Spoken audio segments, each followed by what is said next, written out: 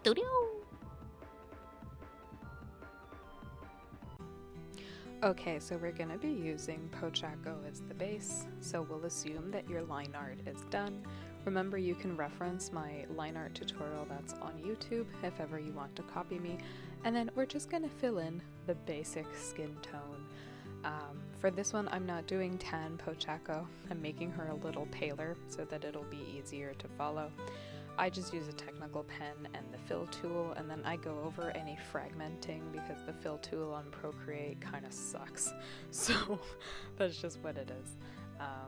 But literally just fill in everything that is skin. And then we'll make a layer above that and we'll make it a clipping mask. And we'll take the first airbrush under the airbrush section, and using a blush tone, just go around the outer perimeter. We're not thinking of where we're placing anything, we're just adding a little bit of warmth, and then you can play with the opacity. So this kind of has no bearing on where shadows are gonna go, we're just adding warmth. And the way that I like to do my shadows now is with my technical pen. And so we'll make another layer, keeping your warmth layer topmost, and then every time you go to add something else, you'll just make a new layer. Make sure that it's a clipping mask, and we'll put them under this warm tone that I just added. So the first order of business, very simply, I'm just going with a color that is a lot lighter than the skin, and in this case I'm adding her tan lines. If you don't have a piece with tan lines, like, it's not a big deal, you can go right into shading. But for the sake of Pochaco, I figured that I would keep the tan lines, even though we've made her lighter overall. And you'll notice that because we're putting these layers under that warmth airbrush that I just did, they're kind of auto-correcting to the correct saturation and hue.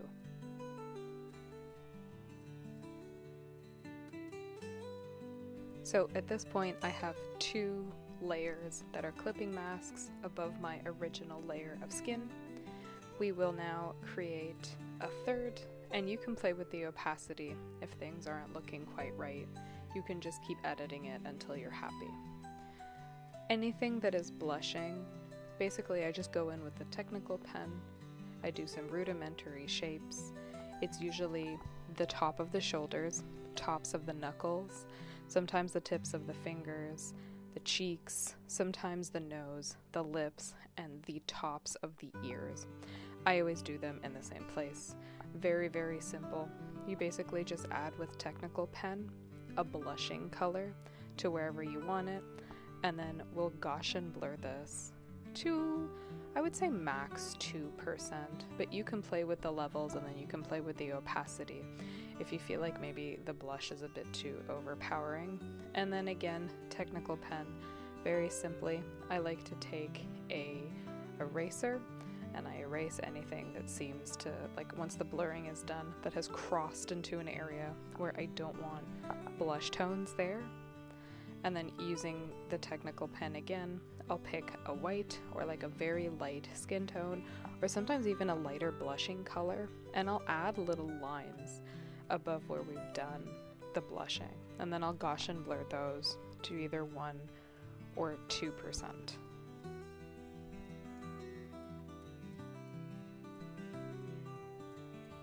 So here we go, I've made a new layer just so that I can keep track of where everything is, and then using a thin technical pen, once I feel that everything that should be blushing is blushing and that I have blurred and I've cleaned up the edges, then in this case I'm just taking a white, and with a very thin technical pen, I don't go above like a 2%, 98% of the time. I just add little lines, and then like I said, we'll Gaussian blur these to between 1 or 2%. And it just adds a little something. And then once you're looking at all these layers, if you feel like you want even more highlight or even more blush, you can go around the outer perimeter, so where your line art starts basically, and either add highlighting or add more blush, and you basically just keep layering these like you would if you're doing makeup on your actual face until you feel that it's saturated to your liking.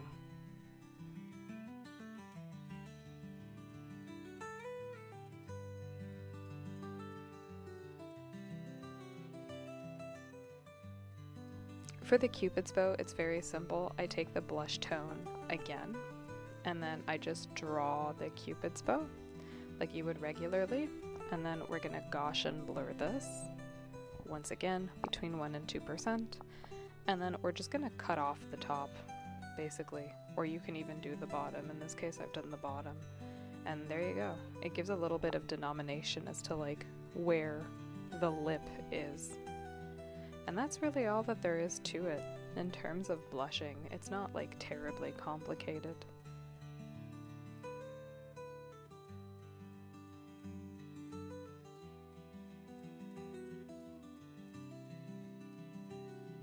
To help us see how this looks on a face, I'm gonna fill in the white of the eye, just so that we have a little bit of like separation here, so that it seems a bit clearer as to like what is the skin of the face.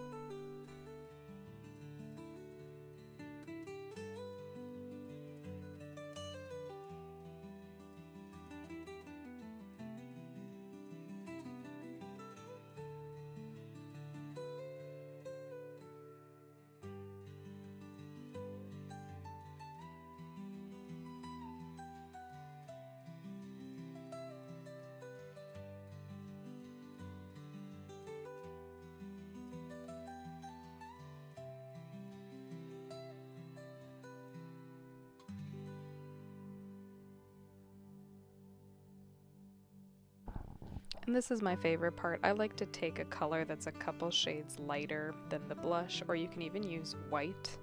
And I just draw these little shapes, little blobs, circles, little hearts sometimes.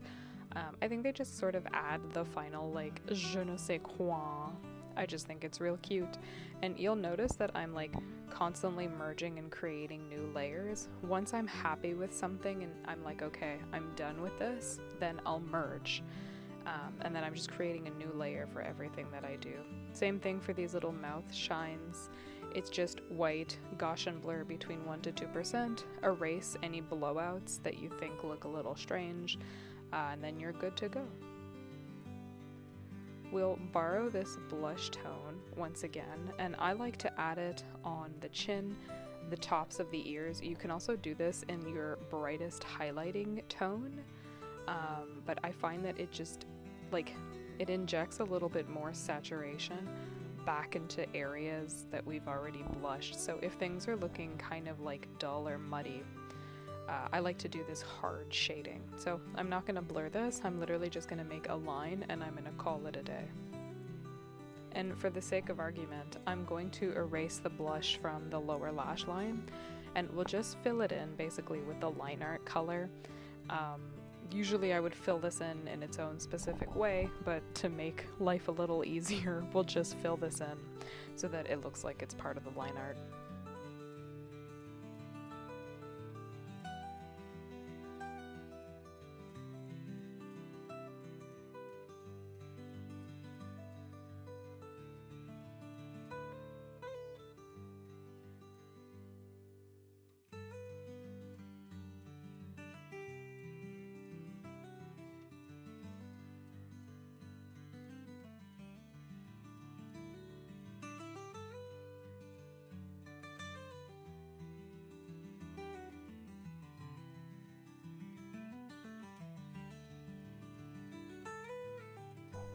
So once again here, I'm taking a relatively light color. This is as close to white as I can get. And I'm just gonna like carve out a little aegyo. This is not a gyaru eye because the color is wrong for gyaru style makeup, but it's the same principle. You're basically just like extending the lower eyelid fat, and then you can play with the opacity so that it doesn't look like it's gyaru makeup, unless that's what you're going for, in which case leave it at 100%. But on top of this, I'm going to highlight again, and so the reason that I've brought the opacity down is because I'm now going to take like a stark white and to really make it look like there's like a highlighted sort of ring of fat, I'm adding white. And then to my top lids, I like to add, it's just little lines. Sometimes I'll Gaussian blur them to 1%. Sometimes I'll just leave them as is. It basically just makes it look like the light is kind of bouncing off of the upper eyelid. And while we're here using this kind of stark white, anything that has a lot of surface area, a boob, a shoulder, a stomach, a thigh, I'll basically just add the white in, and then using my modded blended brush, I'll just like blend it in until I'm happy. And there's nothing really fancy to this. I just smear it around until I think that it looks like the light is refracting in a visually appealing way.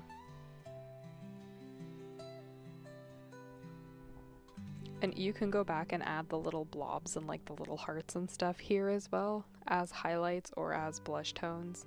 It works either way. Because I add a lot of texture to my drawings, I think that these little details usually will get lost in translation, but it's still fun to look at when the texture is like not on the piece. So we're basically here as of right now. So you'll notice really what's missing is the darkest portion of the shadows, and then we'll want to sort of reassess our skin tone to make sure that we don't need to inject more like warmth or cool tones. So I'm playing with the opacity once again until I have it where I like it. And now on this new layer, I'm going to pick the darkest color, which are going to be my shadows. And I'm adding them wherever the light would recede the most. So in this case, structures that are the farthest away, structures that are underneath other structures. So the boobs are sitting on top of your upper rib cage, that's going to be dark. The wrist and the back shoulder, the shoulder on the left, are the farthest away. The inside of the palm, because you have the fingers that are eclipsing it.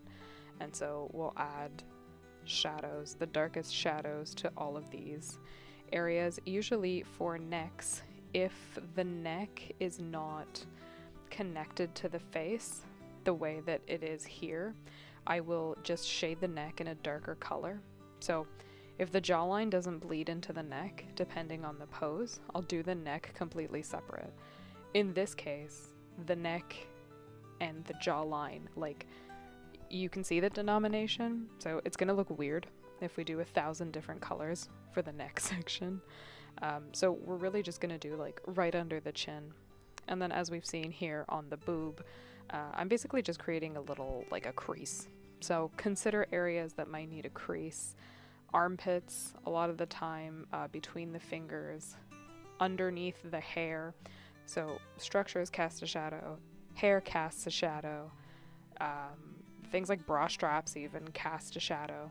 So those are all places that you may feel that you want to add the darkest possible color.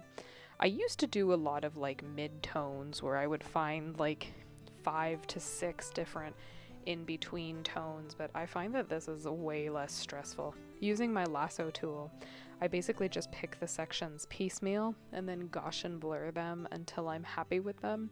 And like we did with the Cupid's bow, if you want to cut something off because you want a really crisp line, you can cut it off. So it's just easier to use the lasso tool.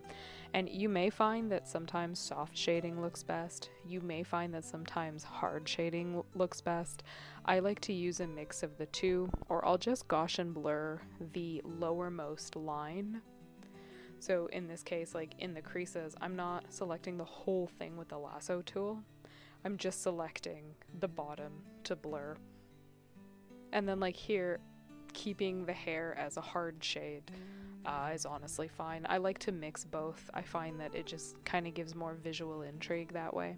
But play with the Gaussian blur, play with the opacity.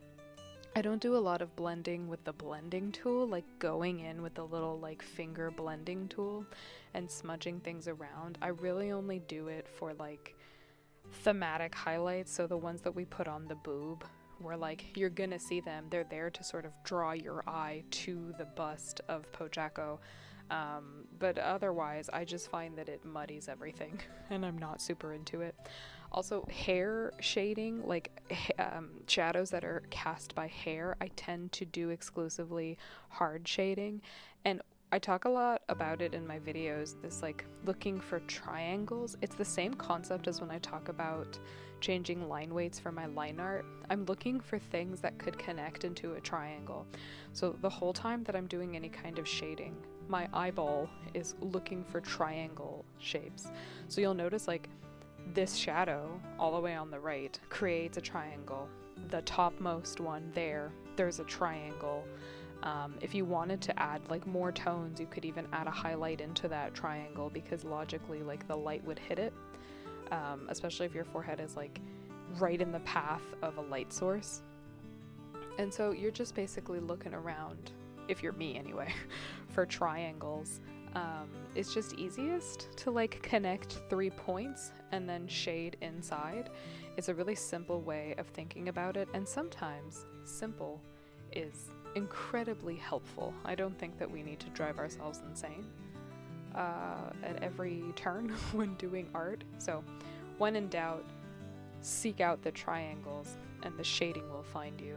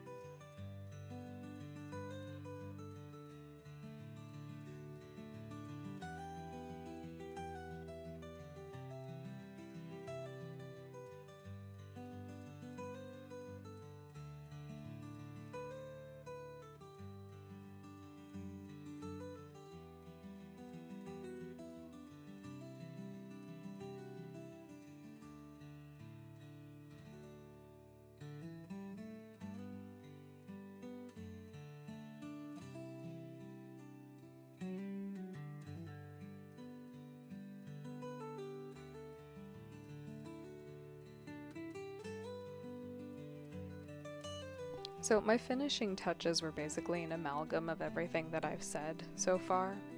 And then last thing is, I'm going to again take the blush tone that we had originally before we change the opacity, and with the airbrush, basically just airbrush around the piece.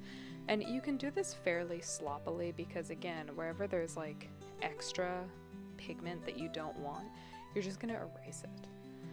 So in this case, the airbrush sort of marries the like hard and soft shading, and it adds like a true mid-tone. So you'll notice that like the boobs are looking a lot more three-dimensional. It's thanks to the airbrush. And you can go kind of willy-nilly with it, because you can Gaussian blur an airbrush, or you can blend it with the blending tool, or you could just erase where it's not looking good, or you could change the opacity if you feel like, oh my god, I really like exaggerated this blush tone. Just turn the opacity down. It's a lot easier, I think, to go in with the airbrush and suggest shapes than to lose sleep being like, okay, where are the exact structures that I want to highlight or hide with shading? And like, that's not to say that that's wrong. Technically, that is how you're supposed to do it. But I'm taking the path of least resistance here so that I actually enjoy making my art. So I do it in sort of a more loose and like chilled out way, basically. It's like me being a gesture drawer. I'm looking for the path of least resistance.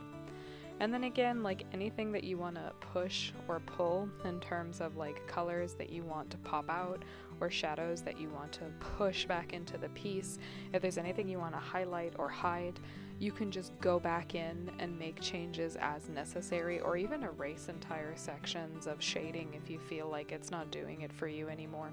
So I'll highlight this little shoulder like we were saying before, the side of the face. I've made a hard edge in the boob crease that we drew earlier. And yeah, I'll basically just keep doing these steps on a loop until it's looking the way that I want it to. And so in about, I would say this took maybe an hour and change, we have a wonderful little pochaco, and you can apply these tips to literally any piece ever.